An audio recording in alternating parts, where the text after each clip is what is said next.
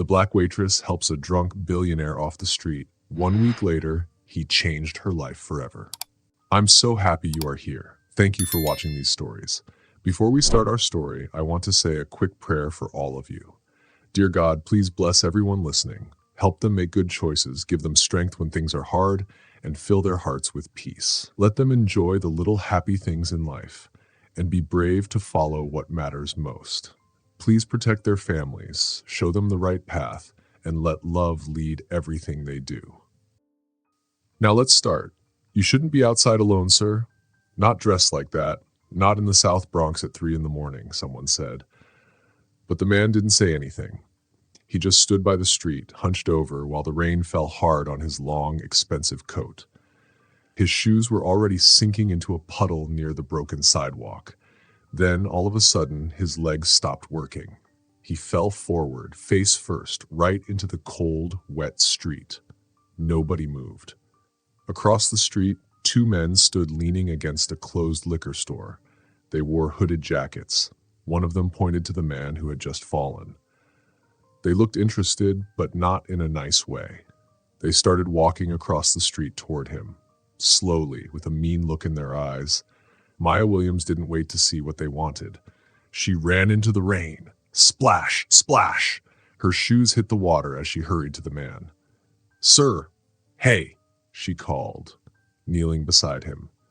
Now that she was closer, she could see he was older, maybe in his 50s. He looked clean and neat and didn't seem like he was from this neighborhood.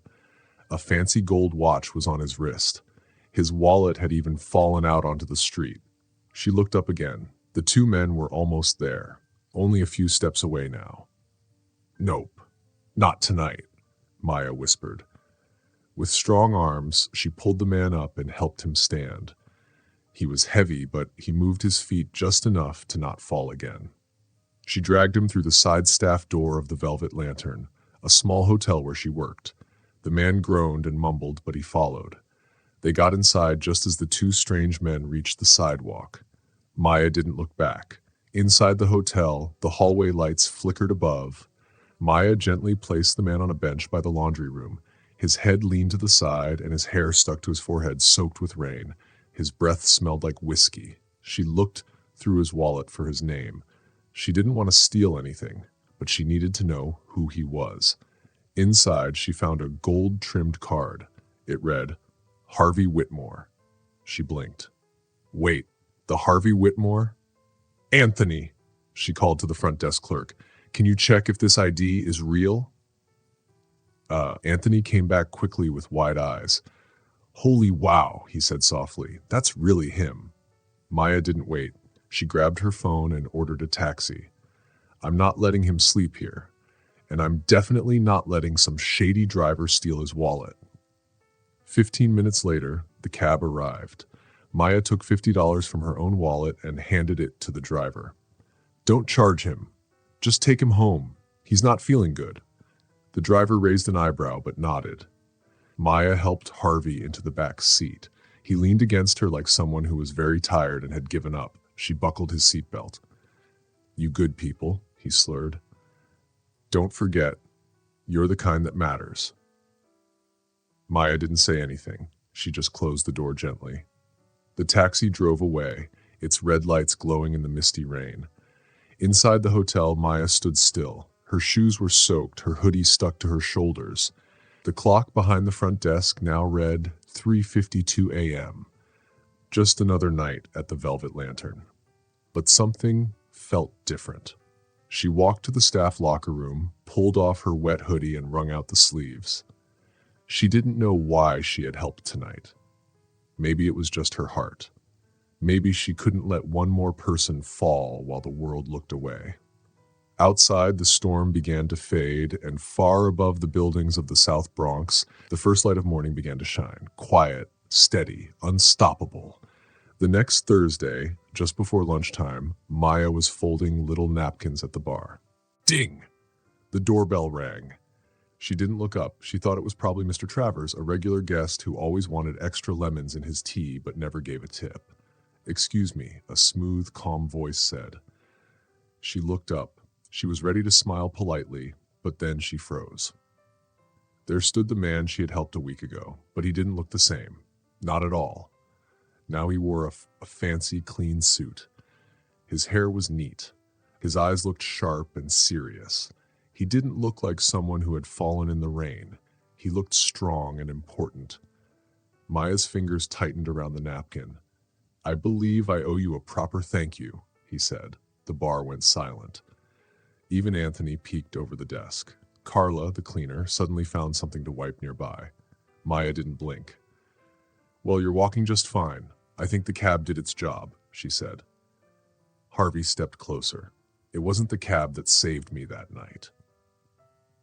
"I didn't do anything special," she replied, crossing her arms. "Then it's sad no one else did," he said.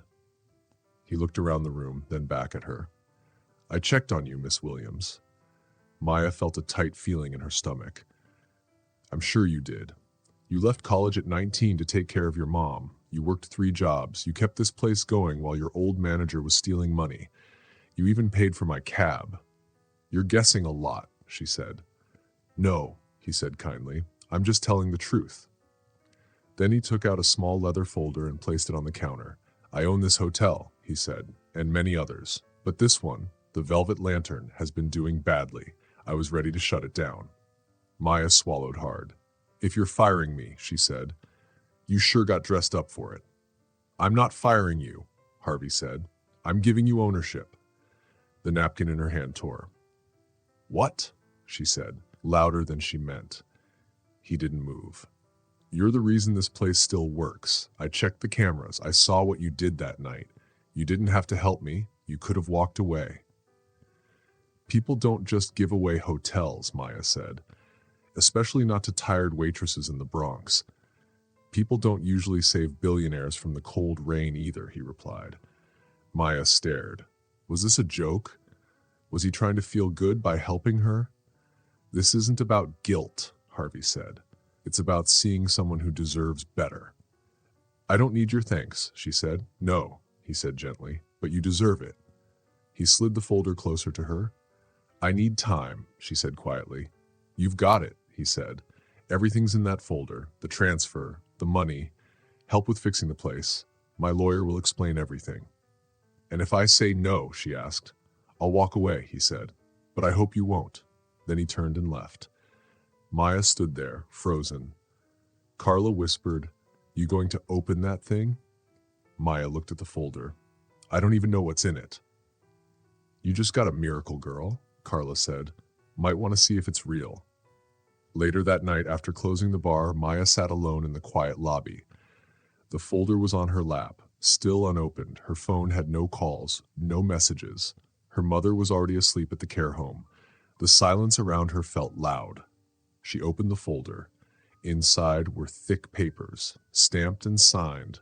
Big lawyer words, the hotel's bills, all paid, a plan for fixing the place, a small grant to help her run it, all under her name. On the last page was a short note in neat handwriting. "You gave a stranger dignity. Let this give you the same. H.W." Maya closed the folder and put her hand on it. This was crazy, but maybe, just maybe, it was real. And if it was, her life was about to change forever. If you believe Maya's kindness truly deserves something this beautiful, give her a like and tell us, where are you watching this from? Someone near you might be watching this story too. That night, Maya couldn't sleep. She lay in her small bed above the laundromat. The folder sat open beside her. The room smelled like dryer sheets and soap. The sound of machines downstairs was soft and calming. But Maya's mind wouldn't stop spinning. A hotel. Her hotel. It couldn't be real. Could it? No one gave away something so big without wanting something back. But the papers were real. Signed, stamped, paid. Harvey Whitmore hadn't just promised. He had already made it happen. Maya picked up her phone and called the care home. Her mother answered, voice soft and tired. "Maya, baby, it's 2 a.m. "I know," Maya whispered. "But what if something big just happened? Something unbelievable." Her mother chuckled quietly. "Did you win the lottery?" "Worse," Maya said with off in her voice. "I think someone gave me a hotel." There was a long pause. Then her mom said, "Well, dang." The next morning, Maya walked back into the Velvet Lantern, not as a waitress, but maybe as its new owner. The air felt different. Even the old chandelier above looked like it was watching her. Anthony looked surprised when she stepped behind the front desk. "You opened that folder yet?" he asked. "Yeah." He gave a low whistle. "So what now?" Maya didn't answer. Instead, she opened the office door behind the lobby. She had never gone inside before. It was dusty, old, full of broken chairs, old bills, and a calendar from 2014. She took a deep breath and stepped inside. All day, she worked in that office. She sorted papers, called phone numbers, checked bills. Some didn't answer. Others were fake. Some bills were for things that never happened. It wasn't just messy. It looked like someone had been stealing. At 3 p.m., she called the lawyer listed on the papers. A calm voice answered, "Brenda Witt speaking." "This is Maya Williams," she said. "I was told you're handling the transfer for the Velvet Lantern Inn." "Yes, Miss Williams," the woman said kindly. "Everything is ready. We just need your signature to finish changing the hotel's ownership. Do you have any questions?" "Yes," Maya said. "Why would someone give me a hotel full of fake bills and made-up vendors?" There was a quiet pause. "Mr. Whitmore believes in second chances," the woman said, "and he believes you can fix what others have broken." Maya's voice got soft. "I didn't come here to clean up a big mess that rich people made while ignoring the truth." "Then don't," the woman said gently. "Make it yours. Burn what you must. Rebuild what you want." That night, Maya stayed late. She pulled down the old broken window blinds, got a cup of coffee, and spread every invoice on the floor. Around midnight, Carla walked into the room holding a plastic box. "I knew you'd still be here," she said. "I brought sweet potatoes. Want some?" Maya looked up, tired but thankful. "Please." They sat on the floor, surrounded by papers and dust, and ate. "You really thinking of doing this?" Carla asked while eating. "I'm not sure yet," Maya said. "Part of me thinks I'm crazy, but the other part, I think I've already started." "You always were the only one here with any sense," Carla said. Maya smiled a little. Carl sure didn't like hearing it. Carla rolled her eyes. Carl didn't like anyone asking about his cigar money or why cash always went missing. "If you take this place over, Maya, the right people will stand with you." Maya looked around. The office was old and forgotten, but now it felt different. It had new energy. Hope. The next morning, she came back with clean clothes, a notebook, and a list. She talked to every staff member one by one. She asked questions. She listened. Carla and Anthony were helpful. Miguel from maintenance just laughed at her. "The waitress wants to be boss now," he scoffed, but Maya didn't back down. On Friday, she put a paper on the bulletin board. "Starting now, the Velvet Lantern Inn has a new owner. We're fixing everything from the inside out. If you're in, I'll see you Monday at 9 a.m. If not, I wish you well. Maya Williams." She didn't sleep much that weekend. On Monday, she stood at the front desk with a fresh pot of coffee, a clipboard, and a heart beating fast. At 8:57, Carla came in wearing her old sneakers and bright lipstick. At 9, Anthony showed up with 3 spreadsheets. At 9:05, Jenny from housekeeping came in quietly and nodded. By 9:30, 12 workers had come back. Maya stood in front of them and said, "I'm not a CEO. I'm not a miracle worker. But I'm here. If we fix this place the right way, none of us will feel ashamed again."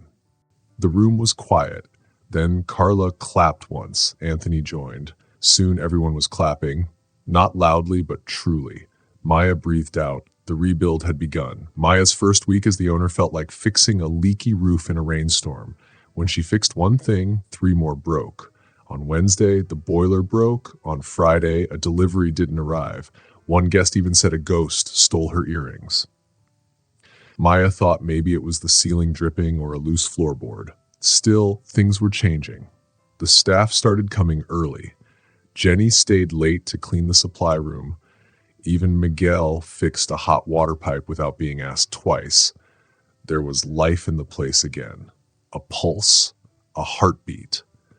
But something was still wrong. On Thursday, Maya was looking at vendor contracts when she saw the name Briarstone Holdings on many papers. They charged for pest control, elevator work, and more.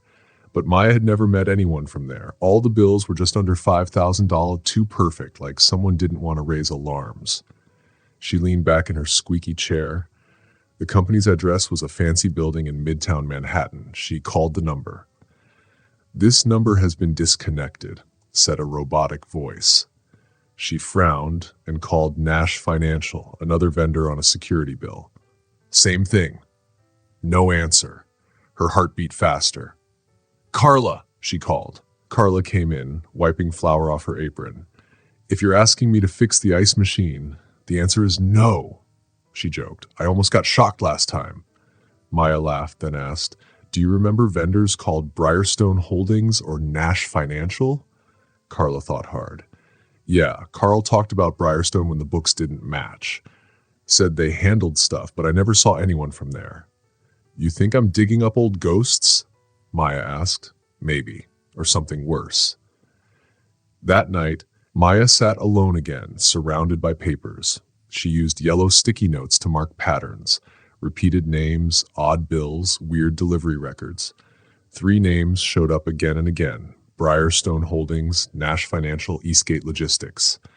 They had charged thousands, but no one had done the work. She opened an old locked cabinet with a rusty key she'd found in the couch cushions. Inside were boxes of handwritten ledgers, not on computers, just paper.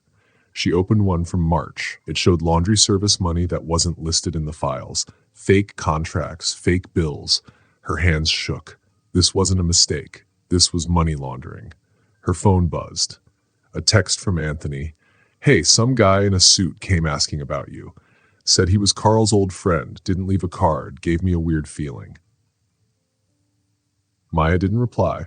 She put the ledger in her bag, locked the rest up, and went home. The next morning, she called Brenda Whitlow, Mr. Whitmore's lawyer.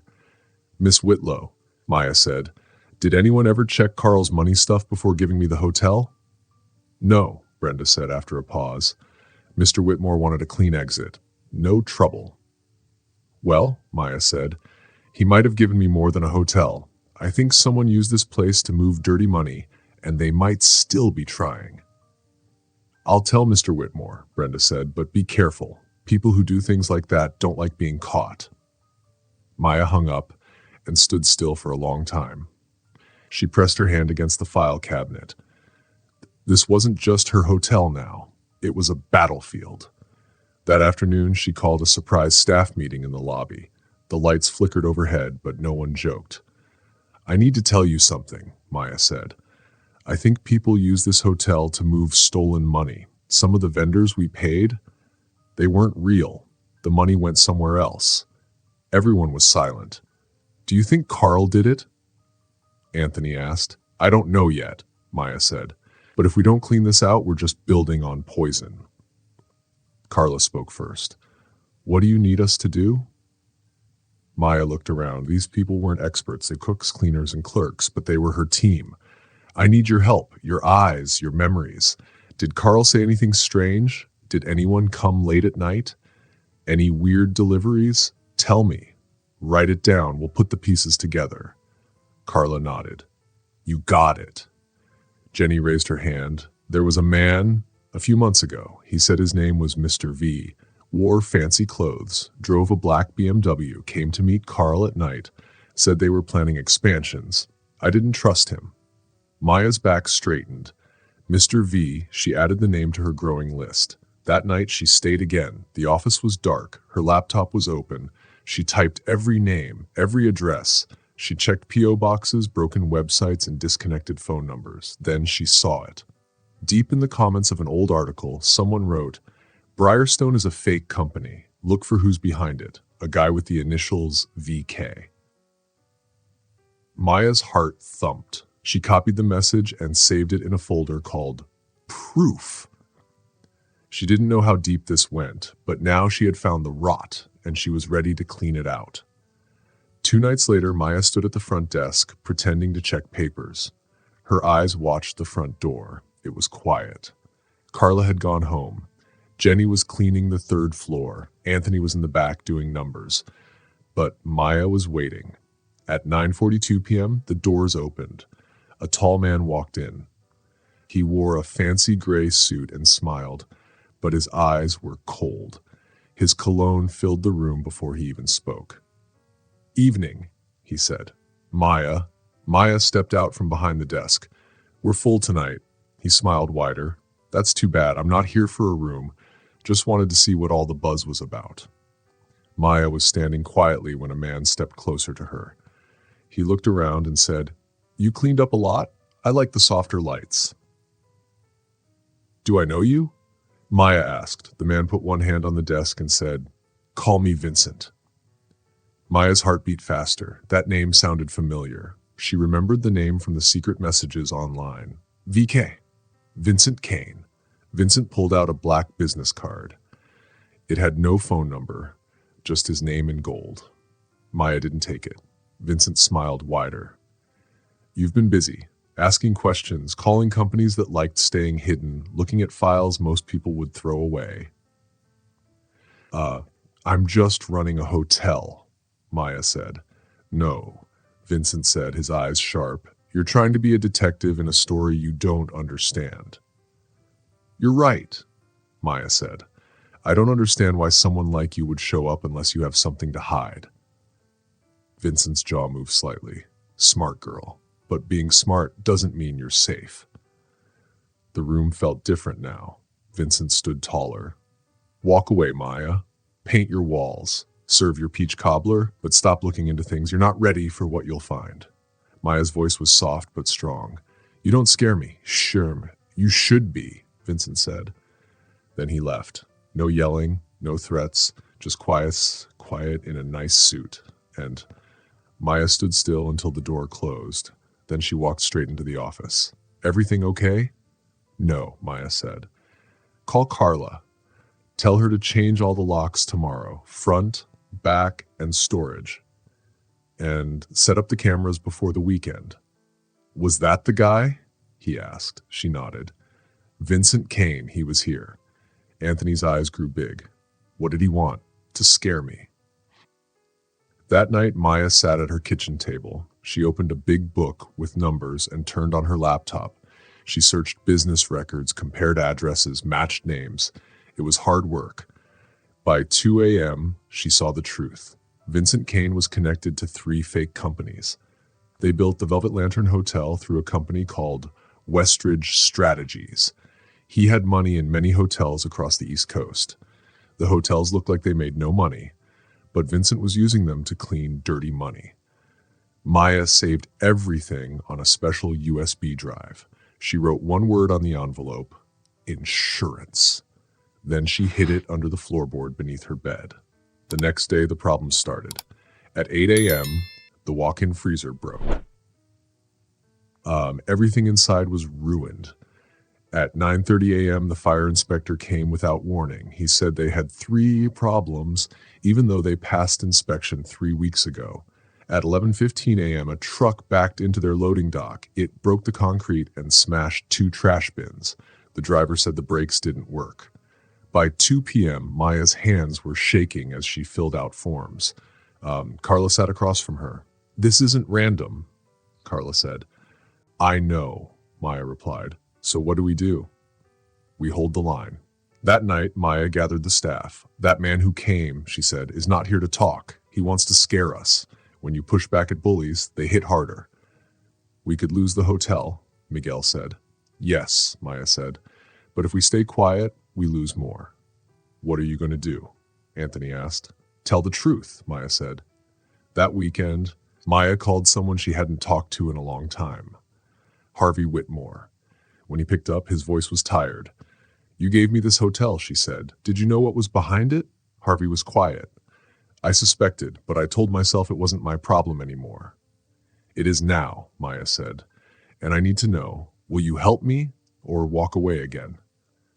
Harvey let out a slow breath. "Tell me what you found." Maya told him everything.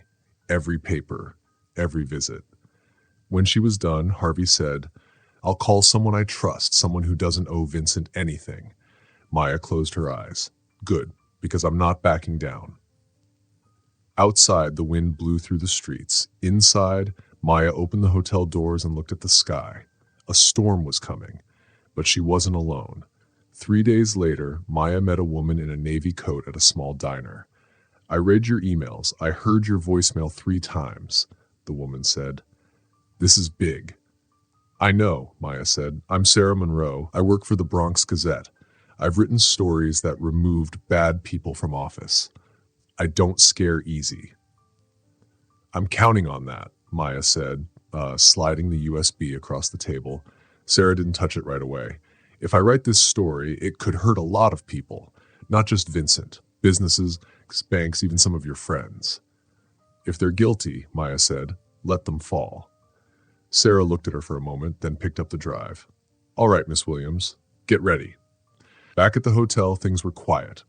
Too quiet. The attacks had stopped, but the stillness felt scary, like something big was about to happen. Anthony stayed late. Carla kept a bat nearby.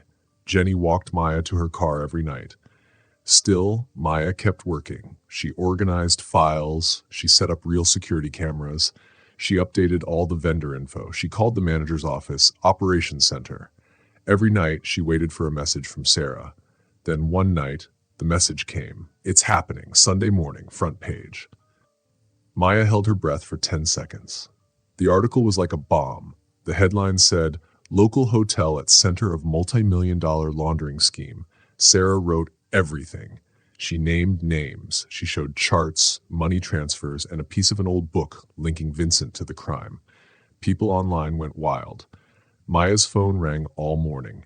Reporters, bloggers, even old hotel guests called. Then the police came. 2 detectives in plain clothes. "We want to speak with Miss Maya Williams," one said. "That's me," Maya said. They were nice, but serious. "Why did you look into the vendors?"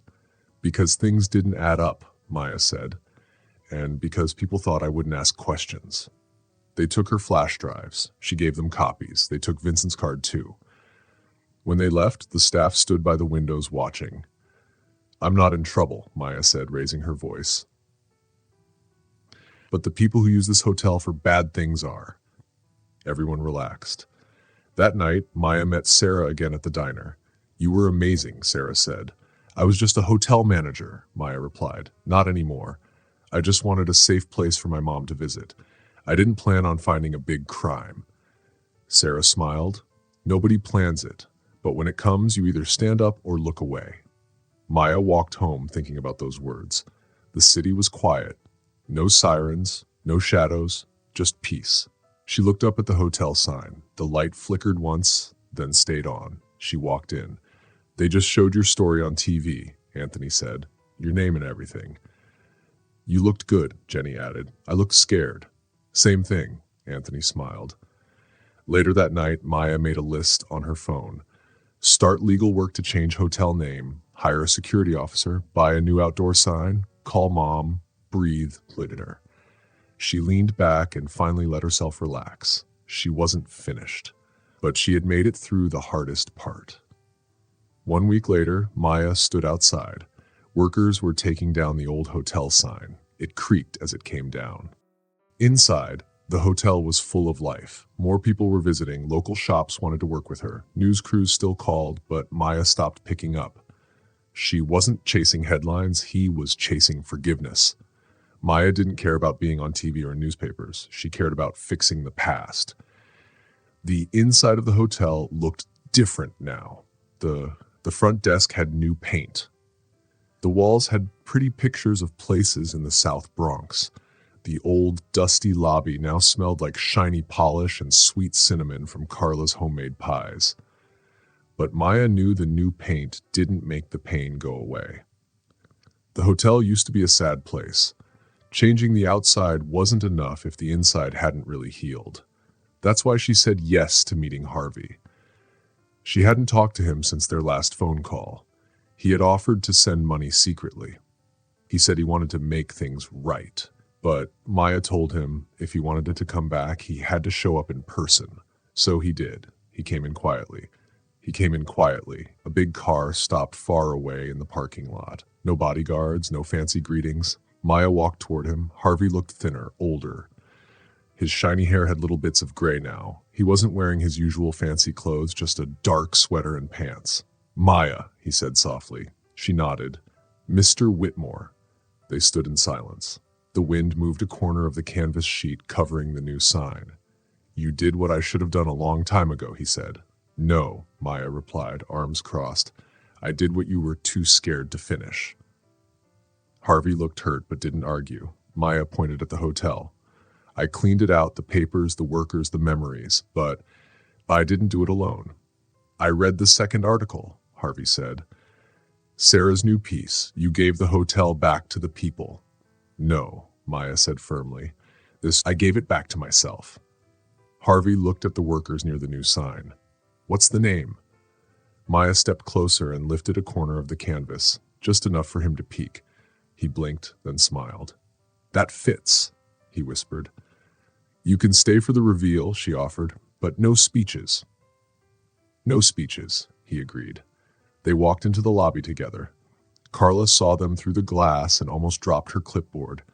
Jenny elbowed Anthony and whispered something that made him spit out his coffee. Maya smiled. "Still the talk of the lobby, I see." "Some things never change," Harvey said. Inside, there was a small party. Only the workers, a few neighbors, and regular guests were there. Maya stood on a little stool near the door. She held the edge of the big canvas covering the sign. She didn't need a microphone. "I want to thank all of you for standing with me," she said.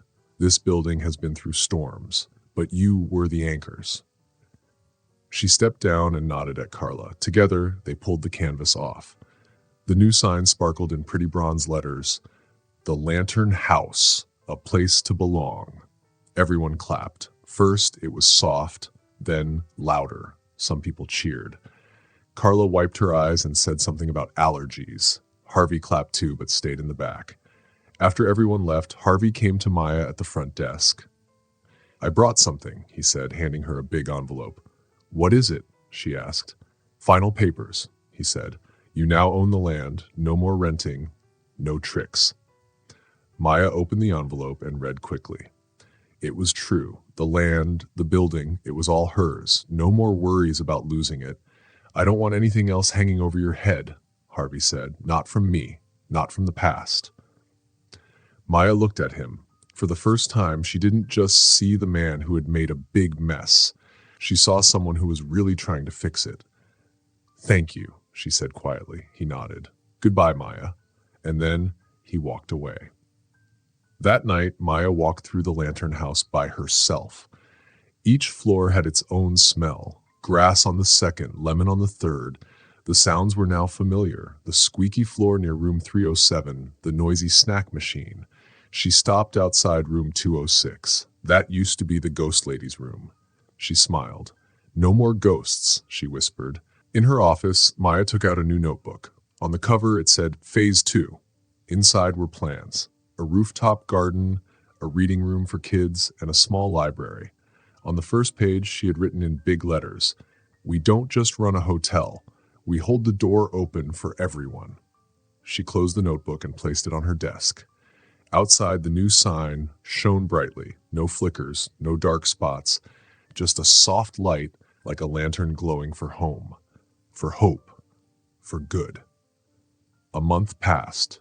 The Lantern House wasn't just okay, it was shining. People called it the heart of the block. The porch was always busy. An old man sipped coffee with his crossword. Kids finished homework there. Even Miss Rose from the flower shop came to play dominoes with Carla during lunch. It wasn't just a hotel anymore. It was a second home for people who didn't know they needed one. Inside, the lobby smelled like lemon and pine. The velvet chairs were now a dark green. Soft jazz music played from new speakers that Jenny and her brother, home from college, had set up. Near the elevator, a board showed weekly events. Sunday, poetry night. Wednesday, book club, open mic. One Saturday morning, Maya stood in the middle of the lobby, holding her coffee. She watched a little boy put 2 coins in the snack machine. His big smile made her heart feel full. She remembered being his age, holding her mom's hand in bus stations, hoping someone would talk to them, not just around them. Now, Maya was the one creating a place where people felt seen. Carla walked by with a tray of peach and cinnamon biscuits. "You look like someone who's about to cry or adopt a puppy," Carla joked. Maya laughed. "Depends how good those biscuits smell." "They smell like your mama used to make them," Carla said. Maya blinked. "How did you know?" "Because you talk about her every time you're tired, overwhelmed, or stubborn, which is a lot." They both laughed. But that evening, something strange happened.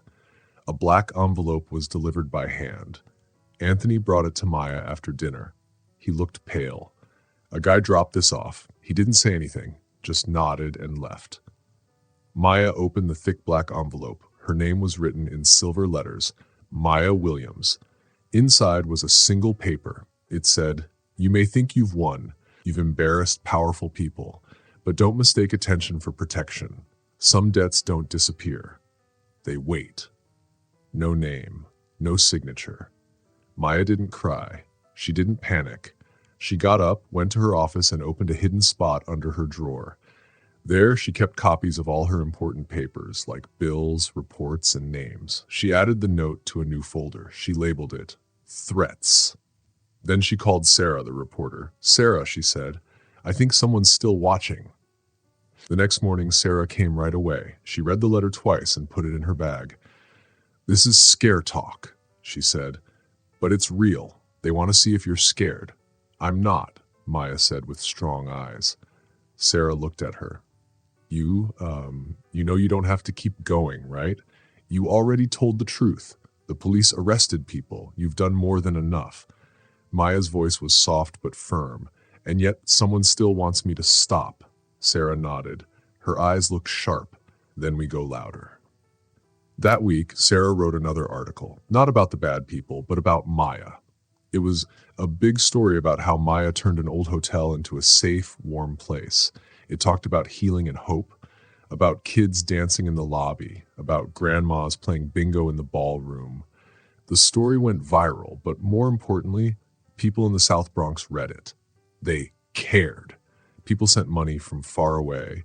Artists offered to paint murals. A retired judge who lived nearby sent a check with a sweet note. "For the woman who reminded this block, it's worth something." And at the center of it all was Maya, holding strong. The scary letters stopped, or maybe they just got quieter. But Maya didn't relax. She added bright lights outside.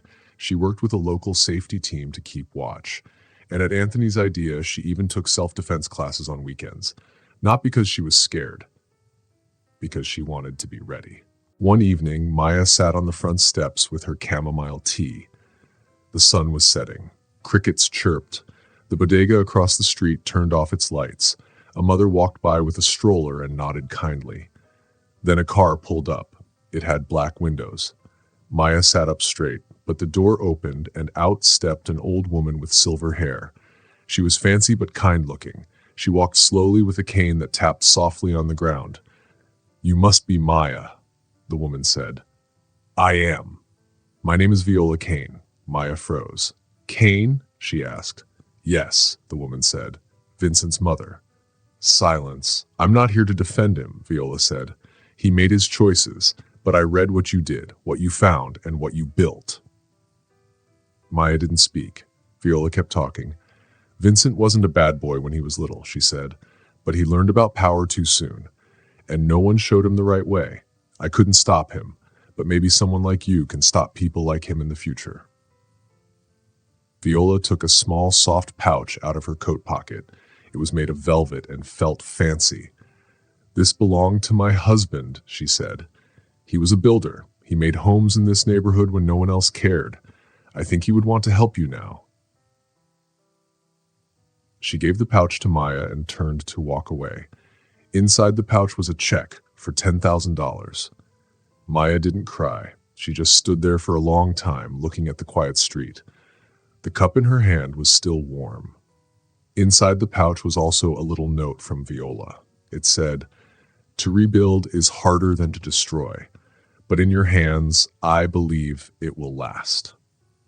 For the first time in many weeks, Maya didn't feel like someone who had just finished a fight.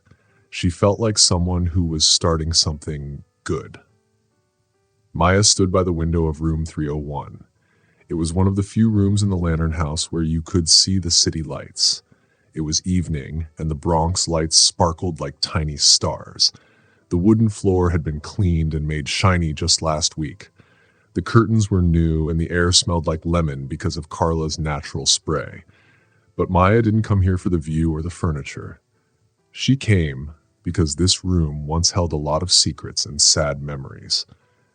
This was the room where Carl had signed unfair papers. This was where bad deals were made. But now, the room was clean and empty, ready for something good.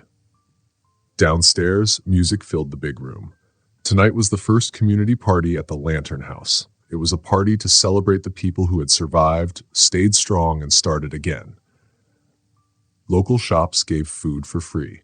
Musicians played happy jazz music near the old fireplace. Families laughed and smiled.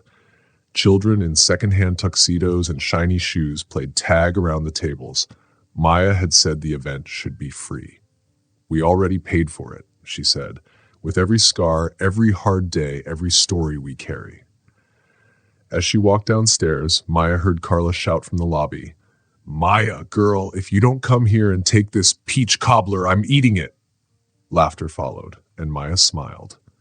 She fixed her simple green dress. It was borrowed from Jenny's cousin. Then she walked into the party. Jenny was on stage singing an old Nina Simone song. Her voice was full of feeling, Feshra, and the whole room went quiet to listen. Anthony was near the punch bowl, talking with two retired mailmen about Nick's basketball game. Even Miguel, who used to laugh at the idea of Maya running a hotel, was now helping teens carry chairs from the closet. When Jenny finished her song, everyone clapped. Then someone gave Maya a little push toward the stage. She shook her head at first, not wanting to go. But Carla gave her a look, the kind of look that meant, don't argue unless you want to lose. So Maya stepped onto the little stage. Everyone became quiet. She looked at all the people in the room, people she once barely knew, people who used to not even look at each other in the elevator. Now, they stood close together, like a family. "I don't have a speech," Maya said, "but I want to say something. When I was 12, she began, I asked my mom why people always called our neighborhood the rough part of the Bronx. She told me because people don't come here expecting to see beauty.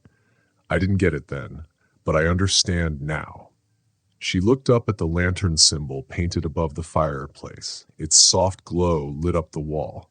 We've been pushed aside, ignored, lied to, but we've never been broken. And when this place almost got taken over by greedy people, it was all of you who brought it back. She looked at Carla, then Anthony, then Jenny. I might have signed the papers, but every single one of you built this. You made it more than a hotel. You made it a home with light. The room stayed quiet for 1 second, then the clapping started. It wasn't loud or wild, but it was full of love. People clapped like they really meant it, like it was a thank you, not a show. And in that moment, Maya didn't feel like the woman who once pulled a drunk rich man off the street, or the one who had to face threats. She felt like someone who had finally come home. Later that night, after the party ended, Maya sat on the front steps with Carla. They both held plastic cups with the last of the warm apple cider. "You did good?" Carla said, gently bumping Maya's shoulder. "We did," Maya said with a smile. The street was quiet now. Some fairy lights still blinked above the doorway. The hotel behind them felt warm and peaceful. The smell of food still floated in the air. They could hear someone mopping inside and the soft creaks of the old building resting. "I've been thinking," Maya said, "about starting a scholarship for kids in the neighborhood. We'll call it the Lantern Legacy. It can help them go to college, maybe study hospitality or anything they want." Carla smiled. "You're not going to stop, are you?" Maya shook her head. "Not until this place is more than just a comeback story." I want it to be a plan, a guide for others. Carla raised her cup. To blueprints, she said. Maya clinked her cup against Carla's. To building the future. A breeze blew and the banner above the door moved gently. Maya looked up. The words glowed under the streetlight. The Lantern House, a place to belong. A car drove slowly down the street. The driver nodded and smiled. From a window across the street, a little child waved. Maya waved back. She didn't know what tomorrow would bring. Maybe there would be more problems. Maybe more tough letters. But she knew one thing for sure. She was ready. Because the Lantern House didn't just belong to her anymore. It belonged to everyone who believed in second chances. And it would keep shining, quietly, bravely, and strongly. A light for people who feel tired, a promise in the dark, a story told with every new day, every kind choice, every helping hand. Thanks for watching. If you like the story, don't forget to subscribe, like, and share your thoughts in the comments. Check out our other videos too. See you in the next one.